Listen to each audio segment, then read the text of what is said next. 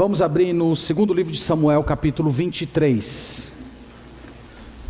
Nós estamos caminhando para as últimas mensagens da série O Rei Davi. Essa série, nós estamos em 24 mensagens hoje. Meus irmãos, nós já estamos orando pela próxima série. Peço que vocês orem ao Senhor junto comigo. Nós estamos assim tentando focalizar nos personagens chave do Antigo Testamento, de tal maneira que a compreensão desses personagens com a sua vida, a maneira como Deus se revelou a eles, ajudam na compreensão do Novo Testamento. Então nós estamos focalizando, orando, e provavelmente falaremos a respeito de Abraão nas próximas mensagens, quando concluirmos essa. E a passagem que nós vamos ler hoje é uma passagem do mais absoluto interesse para todos aqueles que servem a Deus. O versículo 1 do 2 Samuel 23 é um versículo bem tocante, que diz o seguinte: são estas as últimas palavras de Davi, palavra de Davi, filho de Jessé, palavra do homem que foi exaltado, do ungido do Deus de Jacó, o mavioso salmista de Israel. Então são as últimas palavras desse rei. Deus está concluindo tudo aquilo que falou através desse servo. Só que ao mesmo tempo em que ele falava, ele tinha uma consciência muito grande de que ele não estava falando por si mesmo, mas que o Espírito Santo de Deus falava através dos seus lábios. Você pode ver isso no versículo 2. O Espírito do Senhor fala por meu intermédio, e a sua palavra está na minha língua. Então, para aquelas pessoas que de vez em quando perguntam para o pastor se o autor tinha consciência de que estava sendo dirigido pelo Espírito Santo quando escreveu a Bíblia, aí está a resposta. Davi, ele tinha consciência de que aquilo que ele estava falando não era algo simplesmente de uma inspiração poética, mas era a ação do Espírito Santo movendo seus pensamentos para que ele registrasse as palavras do Senhor. E aqui, meus irmãos, ele vai registrar a sabedoria de anos de experiência na vida do Senhor. Aqui é como se fosse uma pessoa, um soldado que está prestes a se aposentar e está se recordando das muitas batalhas que enfrentou. É um viajante que está concluindo a sua jornada e lembrando de como foi difícil toda a sua caminhada. E o que ele vai falar aqui nos próximos versículos? Ele vai falar da sua família. Ele vai falar inclusive dos fracassos que ele teve dentro da sua família. Ele vai declarar que a única coisa que consola o seu coração nos últimos dias da sua existência é olhar para a aliança que Deus fez com ele, porque quando ele olha para a sua família, ele tem muita tristeza, ele tem muito desgosto, mas quando ele olha para a aliança que o Senhor fez com ele, ele tem consolo dentro do seu coração. Então, o nosso objetivo hoje, olhando essa passagem, é pensar um pouco a respeito da seguinte ideia: que nós também precisamos nos consolar com a ideia de que Deus fez aliança conosco. A semelhança de Davi, nós enfrentamos problemas familiares, nós enfrentamos crises, nós enfrentamos muitas dificuldades nessa vida, e que o único consolo final que nós temos no frigir dos ovos é que Deus fez uma aliança conosco, e essa aliança é fiel, é eterna, é segura, e ela está presente na mão de Deus, apesar dos nossos fracassos. Fracassos como crentes, como pais, como irmãos. Erramos muito durante a vida, mas Deus tem uma aliança conosco. Essa aliança é segura, essa aliança é fiel. Pois bem, então vamos olhar o texto sagrado. Então, começando com a humilhante confissão de Davi. Ele começa no versículo 3 dizendo o seguinte: disse o Deus de Israel, a rocha de Israel a mim me falou, aquele que domina com justiça sobre os homens, que domina no temor de Deus. De quem é que Davi está falando no versículo 3? Davi está falando a respeito do Messias. Davi está falando a respeito do Salvador. Davi está falando a respeito do descendente, aquele que domina com justiça, aquele que domina no temor do Senhor. E ele fala no versículo 4 como vai ser a chegada, a revelação desse Messias. Ele fala: é como a luz da manhã, quando sai o sol, como manhã sem nuvens, cujo esplendor depois da chuva faz brotar da terra a erva. Então Davi aqui, ele está olhando para o futuro, ele começa a sua reflexão dirigida pelo Espírito Santo, olhando para o futuro, olhando para a chegada desse rei, aquele rei que foi prometido para ele em 2 Samuel capítulo 7, e ele diz que a chegada desse Messias vai ser como a luz da manhã. Isto é, a chegada do Messias vai dissipar todas as trevas, vai ser como manhã sem nuvens, vai ser como esplendor, vai ser uma época de vivificação. É por isso que ele usa a figura da terra brotando a erva. Ele usa todas essas imagens para designar a pessoa do nosso Senhor Jesus Cristo. Então, depois dele falar isso, no versículo 5, ele olha para a sua família. E olha o que ele faz, a confissão a respeito da sua família. Não está assim com Deus a minha casa, pois estabeleceu comigo uma aliança eterna, em tudo bem definida e segura. Não me fará ele prosperar toda a minha salvação e toda a minha esperança? Então Davi, depois que olhou para o futuro, para a chegada do Messias, esse momento de luz, de esplendor, de vivificação, ele olha para a sua família. E a família dele, ele olha e diz: a minha família não é perfeita, a minha família não é sem pecado. Nós sabemos, nós vimos isso ao longo dessas mensagens, que a família de Davi custou muitas lágrimas a ele. Ele sofreu muito por causa dos seus entes familiares. Davi começou com problemas familiares quando ainda era um adolescente, com a perseguição dos seus irmãos. Depois ele vai para a corte de Saul, casa-se com a filha de Saul, continua com problemas familiares, Saul perseguindo ele. Davi tem amigos fiéis, próximos, que estiveram com ele em momentos dificílimos da sua vida, mas que no final da vida essas pessoas deram as costas, o traíram, e vocês sabem que isso não é uma coisa fácil de administrar. Mas nós temos a figura de Joabe, a figura de Aitofel, que foram homens que estiveram com ele, que andaram com ele, que sofreram com ele pelos desertos da vida, mas que no final da vida deram as costas para ele. Nós temos a esposa dele, Mical, que o ridicularizava. Nós temos os filhos dele, Aminon, que foi um estuprador, Absalão, assassino, e Adonias, que Davi está lá de cama, já sem poder se levantar, e esse jovem está tentando usurpar o trono. Irmãos, é certo que muitas dessas coisas foram consequências de seus erros, algumas até disciplina de Deus, mas isso não muda o fato: Davi sofreu muito por causa da sua família. Ele sofreu muito. Ele chega no seu leito de morte e ainda está lidando com os conflitos familiares. Uma leitura na palavra de Deus, uma leitura bem atenta, vai te mostrar que essa não foi só a experiência de Davi. Muitos outros servos de Deus sofreram com seus filhos. Adão sofreu com seus filhos. Noé sofreu com filho. Abraão sofreu com filhos e esposas. Isaac do mesmo jeito. Jacó também sofreu. Samuel, que era um homem íntegro, a Bíblia diz que os seus filhos não seguiam o exemplo do pai. Foram homens de muita tristeza, homens que derramaram muitas lágrimas por causa de conflitos dentro de família. E disso, meus irmãos, nós extraímos uma verdade bem simples. As provações que nós enfrentamos na vida, especialmente aquelas que nós enfrentamos dentro da nossa casa, dentro dos processos de conflitos familiares, são meios que Deus usa para nos santificar. São meios que Deus usa para formar caráter na gente. As provações familiares nos tornam mais humildes, nos tornam mais atraídos a Deus e a sua própria palavra. Os problemas, os conflitos nos ensinam a orar mais, mostram a nossa necessidade do Senhor Jesus Cristo e nos preparam para aquela cidade que não tem fundamentos, como diz Hebreus capítulo 11, versículo 10. Então por que Deus permite conflitos familiares?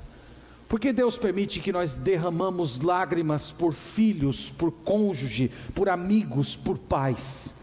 Eu penso, irmãos, que Deus faz isso para purificar nossa alma, para nos fazer pessoas mais próximos do Senhor. Quando nós olhamos para a vida de Davi, no final da sua vida, nós aprendemos algumas coisas. Nós aprendemos que os pais não podem dar graça aos seus filhos. Não podem. Nós devemos ensinar, mas nós não temos como convertê-los. Nós mostramos Jesus Cristo para os nossos filhos e familiares, mas nós não temos como fazê-los comer o pão da vida, nem beber a água da vida. Nós não damos vida eterna, isso depende do Senhor. A vida de Davi demonstra isto. A vida de Davi também nos mostra que nós não devemos esperar muito desse mundo. Nós não podemos esperar muito de coisas, nós não podemos esperar muito de pessoas. Às vezes, meus irmãos, nós sofremos muito nesse mundo porque nós colocamos expectativa demasiada em coisas e pessoas. Às vezes nós colocamos expectativa numa melhora de condição social e financeira. E às vezes a condição social e financeira melhora, mas nós descobrimos que com essa melhora de condição social e financeira, chegam os seus problemas também, chegam as suas dificuldades, e nós continuamos com conflitos e problemas espirituais. Às vezes não acontece aquilo que nós estamos esperando na vida financeira, e nós ficamos frustrados, e tudo isso tem a ver com a expectativa que a gente coloca. Às vezes nós colocamos a expectativa no casamento. Nós achamos que casar-se, estar ao lado de uma pessoa, vai significar a solução de diversos conflitos e problemas que nós temos, e de repente nós nos casamos e descobrimos que o casamento também é um ambiente de conflitos e de dificuldades, e nós nos frustramos porque colocamos expectativa demasiada. Às vezes nós temos os nossos filhos, e nós colocamos nos nossos filhos certas expectativas, do que nós queríamos que eles fossem, do que eles se tornassem, dos tipos de gostos que eles teriam, e de repente nada dessas coisas acontece, eles vão pelos seus próprios caminhos, fazem as suas próprias escolhas, e nós ficamos frustrados com isso. Então, se há algo que a vida de Davi nos ensina, é que nós não podemos depositar esperança demasiada em coisas e pessoas. Nós devemos fazer como ele disse no Salmo 62, versículo 5. Se você pudesse olhar comigo, deixa marcado o texto que nós estamos. Mas veja onde estava a esperança de Davi. Não estava nos seus filhos, não estava na riqueza que ele acumulou ao longo da sua vida. Lembra que nós estamos falando de um dos homens mais ricos de Israel, que tinha toneladas de ouro no seu tesouro. Ele não confiava no seu dinheiro. Ele também aprendeu que não poderia depositar sua alegria e felicidade nos seus filhos. E no Salmo 62, versículo 5, ele diz o seguinte: somente em Deus, ó minha alma, espera silenciosa, porque dele vem a minha esperança. Em quem ele esperava? Em quem ele depositou suas fichas? Onde estava a fonte da sua felicidade? Não estava no dinheiro que ele acumulou ao longo da sua vida. Não estava no fato de que ele era o rei mais poderoso do mundo naquela época, e que nações e reis se curvavam diante dele. Não estava também nos seus filhos, nos mais de 20 filhos que ele gerou com suas diversas esposas. A esperança dele estava no Senhor. Era no Senhor que ele esperava. Era no Senhor que ele confiava. Davi, meus irmãos, aprendeu essa lição. E nós precisamos aprender essa lição também. A nossa satisfação está no Senhor. A nossa esperança está no Senhor, não nas bênçãos do Senhor. A nossa alegria, a nossa expectativa, a nossa esperança está em Deus. E quando nós tiramos de Deus, que aguenta o peso dessa nossa expectativa, e colocamos em pessoas, colocamos em coisas, nós sofremos, nós quebramos a cara, nós nos frustramos. E às vezes ficamos magoados com Deus, quando na verdade nós mesmos é que não aprendemos a lidar com as pessoas e as coisas desse mundo. Davi aprendeu essa lição, e nós igualmente precisamos aprendê-la. Se tem algo também que essa reflexão de vida idosa de Davi nos traz, é que nós não devemos nos surpreender com a chegada de provações. Esse homem, irmãos, ele está falando aqui dirigido pelo Espírito Santo, mas ele passou diversas provações. Ele foi expulso, ele foi traído, ele foi perseguido, ele foi odiado, ele foi blasfemado. É verdade que certas pessoas na vida cristã parece que enfrentam uma intensidade maior de provações, mas nós não devemos esperar que nós passemos longos períodos de tempo na nossa vida sem enfrentar tribulação, sem enfrentar crise, sem enfrentar dificuldade. Lembra o apóstolo Pedro dizendo no final da sua primeira carta: não estranheis o fogo ardente que surge no meio de vós. Nós não devemos estranhar. Nós devemos entender que é assim mesmo. A nossa vida é assim. O fim das batalhas vai ser só no momento em que Cristo voltar. Enquanto Cristo não voltar, nós estamos em guerra. Nós estamos em lutas espirituais. Nós estamos lutando contra nós mesmos. Nós estamos lutando contra o mundo. Nós estamos lutando contra as forças do mal. Portanto, nós não devemos viver uma vida como nós estivéssemos em plena paz. Davi teve de lidar com perdas, com morte de pessoas amadas, morte de filhos. Ele perdeu uma criança por causa do fruto do seu adultério. Ele perdeu Amnon quando Absalão tomou a justiça e o matou. Depois ele perdeu o próprio Absalão, que foi morto numa guerra que ele fez contra o seu próprio pai. Davi derramou muitas lágrimas por causa de filhos, de modo trágico e cruel. E nós, irmãos, precisamos ter o nosso coração seguro em Deus, para que se um dia essas coisas baterem a nossa porta, nós tenhamos firmeza, nós não percamos a fé, nós continuemos dizendo: Senhor, em Ti está a minha esperança. Eu não confio em pessoas desse mundo, eu não espero nada desse mundo, eu não espero nada da minha carreira, eu não espero nada do meu cônjuge, a minha esperança está no Senhor. Pois bem, voltemos para o capítulo 23 do segundo livro de Samuel. E eu quero mostrar para vocês agora o conforto de Davi, porque a gente viu a primeira declaração dele, ele dizendo que a sua família não era o que ele esperava. E de fato, irmãos, a história vai mostrar que nenhum dos seus filhos se manteve completamente fiel. Até os que na Bíblia são retratados como bons reis, ainda existiam autos em que se sacrificavam a ídolos em Israel.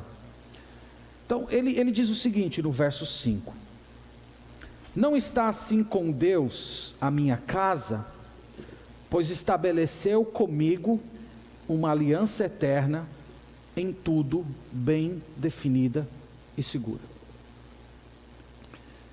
Então, aqui ele está idoso, bem velho, de cama, já não tem forças para se levantar, governar o seu país. Ele está assistindo lá seus filhos, fazendo conluios para ver quem vai ficar no trono.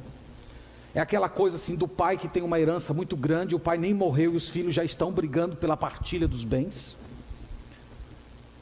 Ele está vendo que a família dele não se tornou aquilo que ele esperava. E qual era a fonte de consolo dele?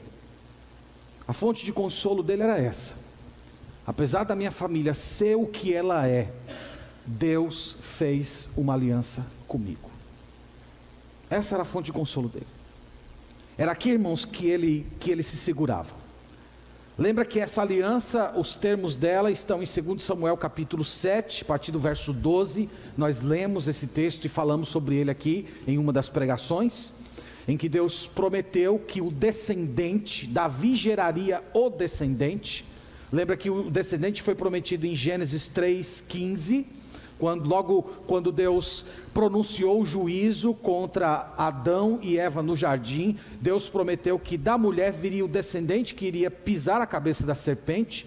E Deus aparece depois a Davi e diz a ele que ele geraria o descendente. Esse descendente iria sentar no trono e iria governar eternamente. Mas, irmãos, ele reconhece que a família dele não é perfeita. E de fato a história mostraria isso, que os descendentes dele, nenhum dos descendentes humanos cumpriria os termos dessa profecia. Mas ele diz que Deus fez uma aliança com ele, e essa aliança é eterna. Isto é, os termos dessa aliança não mudam. Os termos da aliança não foram mudados quando Davi cometeu adultério, quando Davi cometeu assassinato. Os termos da aliança não foram mudados quando Davi falhou como pai de família, não educando seus filhos bem, não disciplinando seus filhos, mas deixando seus filhos andarem de qualquer jeito. A aliança não foi mudada. Ele diz que essa aliança é bem definida e segura, para dizer o seguinte: essa aliança não dependia da fidelidade de Davi, essa aliança não dependia nem da fidelidade dos descendentes de Davi, mas essa aliança dependia daquele que é fiel. E é aqui que ele se agarra. Ele está dizendo que Deus cumpre as suas promessas para conosco, apesar das nossas fraquezas, através dos nossos tropeços, dos muitos erros que nós cometemos como pais, como cônjuge, como irmãos, como crentes em Jesus. Essa era a fonte de consolo. Eu volto a dizer a vocês, ele está perto de morrer, problemas em casa, morte de filhos, filhos brigando pelo trono. Ele olha para a família dele, é uma bagunça, mas ele diz: Deus fez uma aliança comigo. Essa aliança é perfeita, essa aliança é eterna, essa aliança é segura. Era nisso que ele se apoiava. Meus irmãos, Deus fez uma aliança conosco. Deus fez uma aliança conosco. E a semelhança de Davi, o nosso consolo em Deus também precisa ser nessa aliança. Os termos dessa aliança estão em Jeremias capítulo 31. Vamos rapidamente dar uma olhada, já que hoje nós vamos celebrar a ceia do Senhor. É bem apropriado a gente ler esse texto, porque aqui nós temos os termos dessa aliança. É uma passagem belíssima.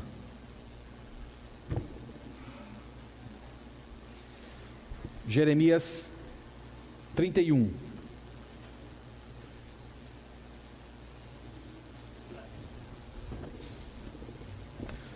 Jeremias 31, verso 31. Olha aqui a aliança que Deus fez com você.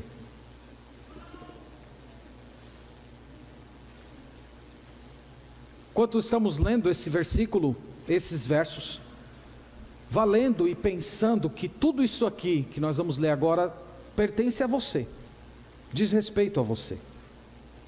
Então Jeremias 31, verso 31. Eis aí vem dias, diz o Senhor, em que firmarei nova aliança com a casa de Israel e com a casa de Judá, não conforme a aliança que fiz com seus pais, no dia em que tomei pela mão para os tirar da terra do Egito, porquanto eles anularam a minha aliança, não obstante eu os haver desposado, diz o Senhor. Então o texto aqui está falando, irmãos, que Deus fez uma aliança com Israel no Sinai. E essa palavra desposado significa casamento. No Sinai, Deus casou com Israel. Deus casou. Eu não sei se você lembra lá do pecado do bezerro de ouro, em que Moisés estava no monte, recebendo a aliança, e o povo de Israel começou a achar que Moisés estava demorando demais, e construíram para si um bezerro de ouro. E ali, meus irmãos, Israel estava cometendo seu primeiro adultério.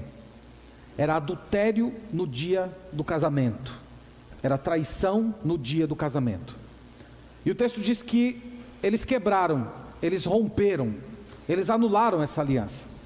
Mas no versículo 33, louvado seja Deus, diz o seguinte: porque esta é a aliança que firmarei com a casa de Israel depois daqueles dias, diz o Senhor. Na mente lhes imprimirei as minhas leis, também no coração lhes escreverei. Eu serei o seu Deus e eles serão o meu povo. Não ensinará jamais cada um ao seu próximo, nem cada um ao seu irmão, dizendo: conhece ao Senhor, porque todos me conhecerão, desde o menor até o maior deles, diz o Senhor, pois perdoarei as suas iniquidades e dos seus pecados jamais me lembrarei. Essa é a aliança que Deus tem com você. E você sabe por que essa aliança pertence a você? Porque no Novo Testamento, quando Jesus Cristo vai celebrar a última ceia, Ele toma o cálice e Ele diz assim: este cálice é a nova aliança no meu sangue. Ele está fazendo referência a essa aliança que nós acabamos de ler, pois, portanto, essa aliança pertence a você. Deus está dizendo que Ele é seu Deus. Ele está dizendo que Ele colocou a palavra no seu coração, não é mais escrito em tábuas, mas é escrito no seu coração. Ele perdoa todos os seus pecados, Ele não se lembra mais dos seus pecados. Essa é a aliança. E é essa aliança, meus irmãos, que nós somos chamados a nos agarrar. Nós olhamos para a nossa vida, nós enfrentamos muitos problemas, muitas dificuldades, doenças, interrupções, despedidas, morte, problemas com pessoas que amamos, com filho, com cônjuge. Nós olhamos para tudo isso e dizemos: apesar dessa vida, apesar de tudo que acontece aqui, louvado seja Deus, Deus tem uma aliança comigo. Essa aliança não vai ser quebrada, essa aliança não vai ser interrompida, essa aliança é eterna. Irmãos, isso é para trazer conforto para o nosso coração. A gente estava falando hoje na escola dominical, citamos Apocalipse 17:8, em que diz que os nossos nomes estavam escritos no livro da vida antes que o mundo fosse criado. Você já parou para pensar nisso? Antes que Deus dissesse haja luz, seu nome já estava escrito, seu nome já estava lá. Isso é uma coisa, irmãos, gloriosa. Tudo o que você precisa já estava lá. Todo o conforto que você precisa para viver essa vida já estava embutido lá quando Deus escreveu o seu nome.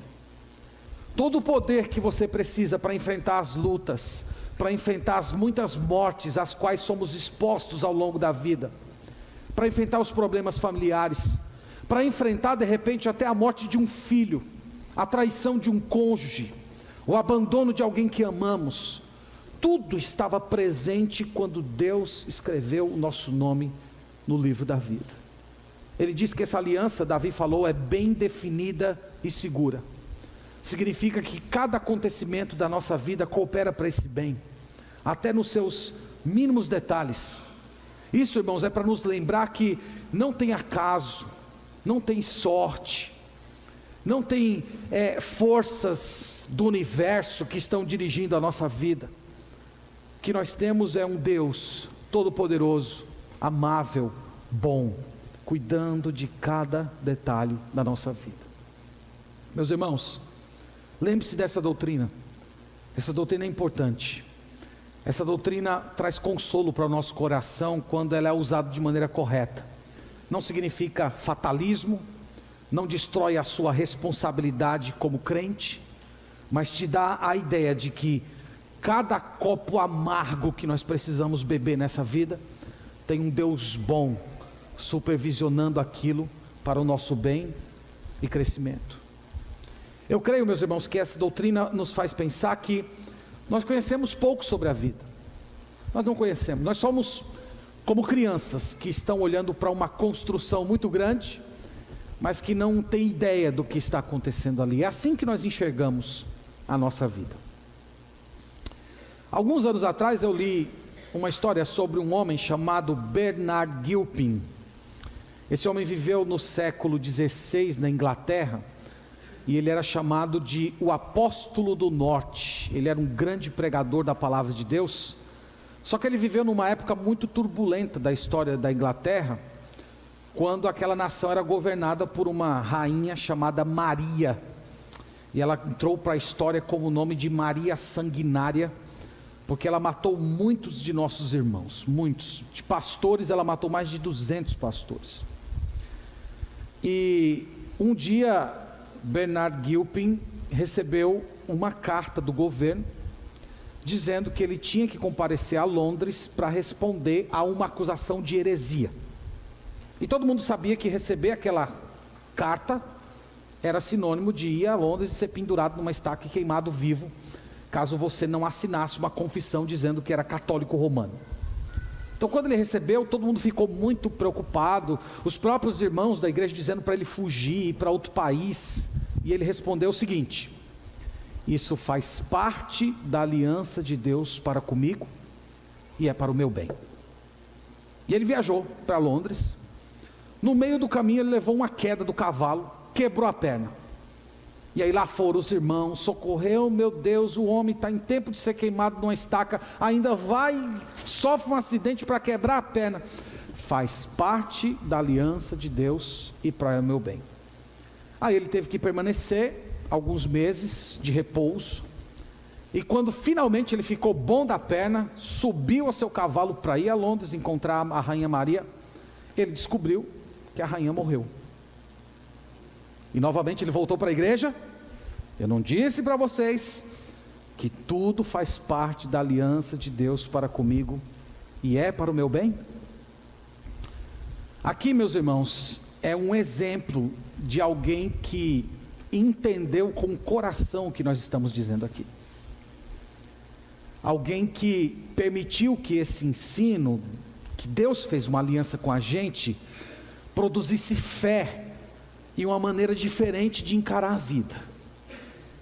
Então, todas as pessoas que compreendem o que nós estamos falando aqui com a sua alma, essas pessoas são capazes de reagir diferente, de um modo diferente aos eventos terríveis da vida. Olhar para todos os acontecimentos e dizer: isso faz parte da aliança de Deus para comigo e é para o meu bem.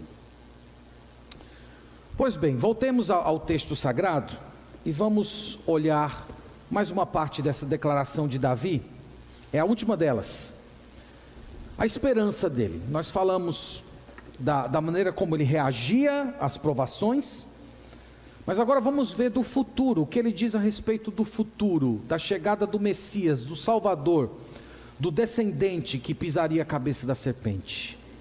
Versículo 4, olha como ele descreve: é como a luz da manhã, quando sai o sol, como manhã sem nuvens, cujo esplendor depois da chuva faz brotar da terra e da erva.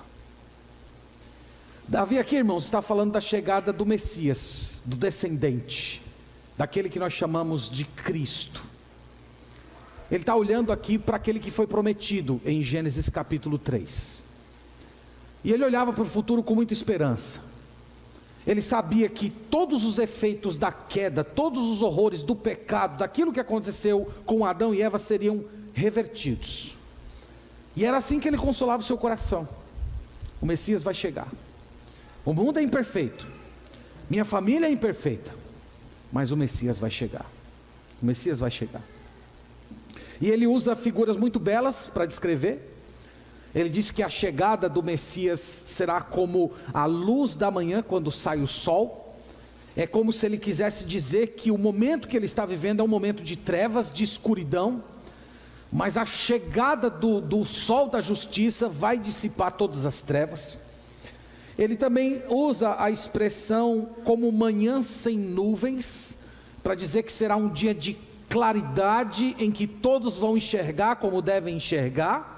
Ele usa a expressão faz brotar da terra a erva, para falar que é uma época de prosperidade, de reflorescimento. Tudo isso, irmãos, ele está falando da chegada do Messias. E se nós olharmos para o nosso mundo hoje, nós podemos caracterizar como Davi caracterizou: é trevas. A gente olha para esse mundo, a gente liga a televisão todo dia, a gente vê confusão, briga, guerra, luxúria, violência, miséria, impureza, engano, paganismo, superstição, a decadência da fé verdadeira, o crescimento dos falsos profetas. Trevas, trevas. Essas são as nuvens que nos impedem de ver a luz. Essas são as trevas que não nos deixam ver o amanhecer. Nós olhamos para todo esse cenário e pensamos: isso vai mudar? Louvado seja Deus, meus irmãos, vai mudar. Mais uns poucos anos, tudo vai ser transformado. Está chegando o dia em que a santidade será a regra, e o pecado não vai ter mais lugar. O Senhor Jesus vai chegar, um reinado glorioso. As trevas vão ser dissipadas, as nuvens vão ser dissipadas, sem despedidas, sem luto, sem morte, sem problemas familiares, sem problemas financeiros, sem doenças, sem dificuldades, tudo transformado. Tem um versículo que foi o próprio Davi que escreveu, eu queria ler com vocês, Salmo 17. É um versículo belo, irmãos, versículo belo. Davi está falando desse momento.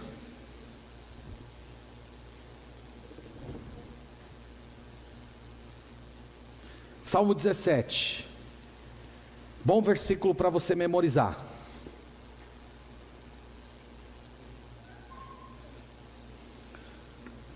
Salmo 17, versículo 15. Ele diz assim: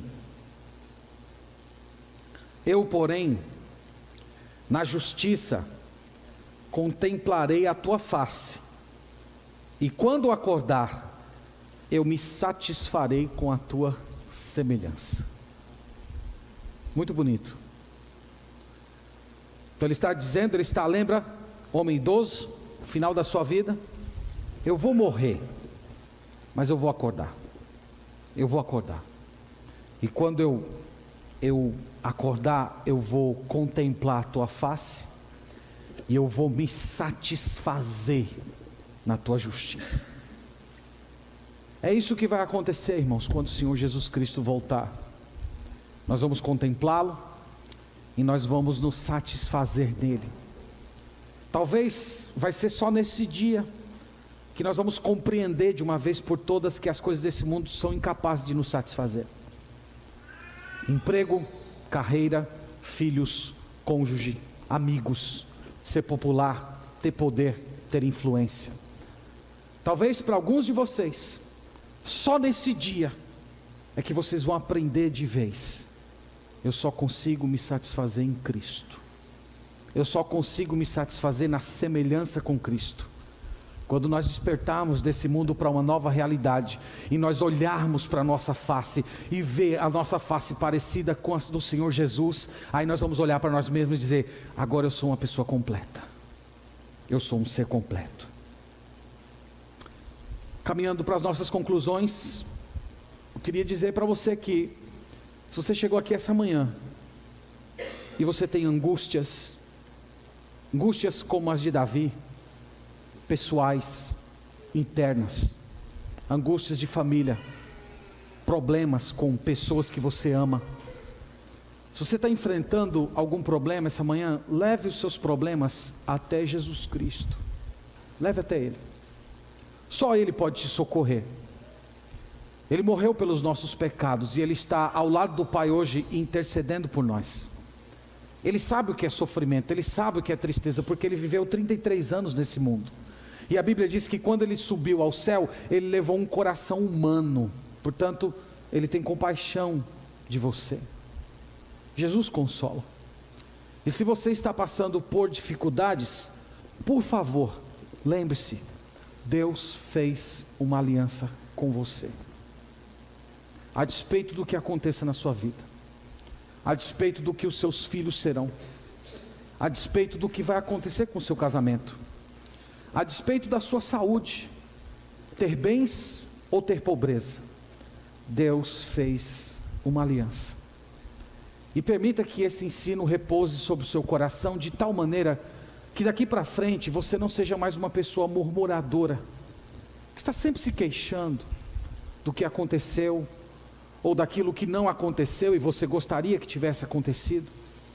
Não se queixe mais. Lembre-se do Gilpin: tudo faz parte da aliança de Deus para comigo e contribui para o meu bem. Vamos crer nisso, irmãos. Vamos crer que até nos momentos piores da nossa vida, os cálices mais amargos que nós temos que beber na nossa caminhada cristã, fazem parte daquilo que Deus quer que nós sejamos e nos tornemos para a obra dele. Vamos crer que Ele sempre está fazendo o melhor, e que no final nós vamos compreender todas as coisas. Então que Deus nos abençoe, e que Ele nos ajude a nos apegar ao fato de que Ele fez uma aliança conosco. Amém. Vamos orar juntos?